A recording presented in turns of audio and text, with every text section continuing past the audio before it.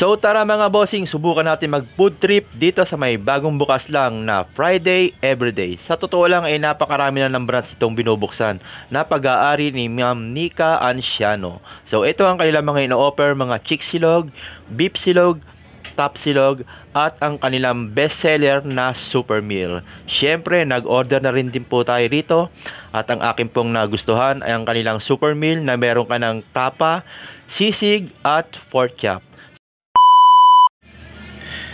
So ayan mga bossing, food trip na tayo. So tikman natin tong kanilang sisig. Solid mga bossing, sisig na sisig talaga. Sarap. Tapos sundan natin itong kanilang tapa. Napakasarap talaga ng tapa. Oh. Napakalambot pa ng pagkakaluto. Syempre, meron niyang kasamang pork chop. Kaya tikman na rin natin yung kanilang pork chop. Solid din itong pork chop nila. Malutong, malasa, malambot ang pagkakaluto.